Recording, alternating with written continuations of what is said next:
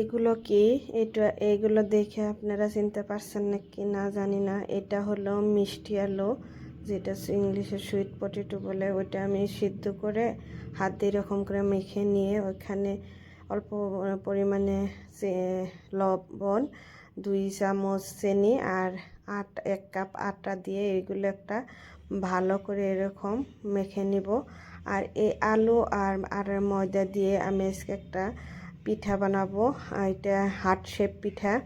এটা খেতেও অনেক ক্রিস্পি হয় আর বানাইতেও অনেক সহজ। খেতে একটু আনকমন টেস্ট। আপনারা এইভাবে মিঠা আলুর এখন সিজন, মিঠা আলু দিয়ে এরকম করে বানিয়ে খায় দেখবেন। খেতে সন্ধ্যা বিকেলে চার সাথে ভালোই লাগে। আর এরকম করে ভালো করে হাত দিয়ে ঘষে ঘষে আমি আটাটা মেখে নেব।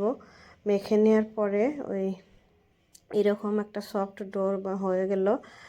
তারপরে ওইটা আমি এরকম করে বেলুনিতে যেটা রুটি বানানো ওটাতে আবারও ডলে ডলে এরকম করে ছোটো ছোটো বল বানিয়ে নিয়ে ওটা রুটি আকারে বেলে নিব।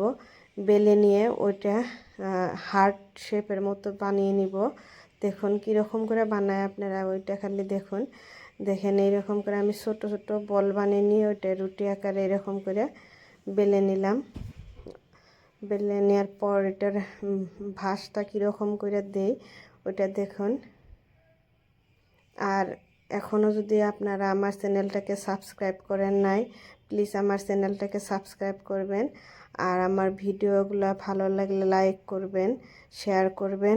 এই দেখুন এরকম করে ভাঁজ করে নিয়ে আমি হার্ট শেপের একটা পিঠা বানিয়ে নিব।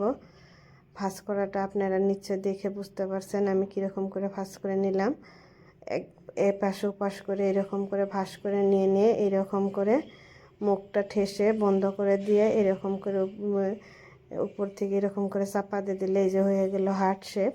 এরকম করে আমি সবগুলো পিঠায় বানাই নিব। এই দেখুন এরকম করে ভাঁজ করে নিই। এরকম করে ভাঁজ করে নিয়ে সবগুলো পিঠা আমি বানিয়ে নিলাম। আর এগুলো বানানো হয়ে যাওয়ার পরে আমি এগুলো ভেজে নিব। আবারও আর একটা আমি দেখাই দিছি, দেখেন এরকম করে বানিয়ে নিলাম।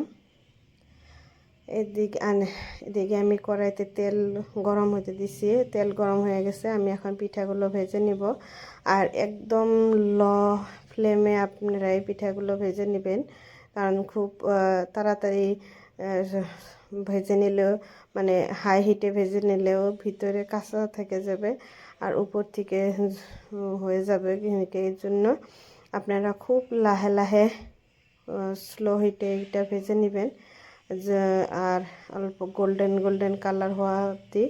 দেখেন এখন আমার পিঠাগুলো ভাজা হয়ে গেছে, আমি নামিয়ে নিলাম। এই পিঠাটা দেখতেও যত সুন্দর আর সাথে খাইতেও অনেক টেস্টি। আপনারা এরকম করে বানিয়ে খাইয়ে দেখবেন, আশা করছি ভালো লাগবে।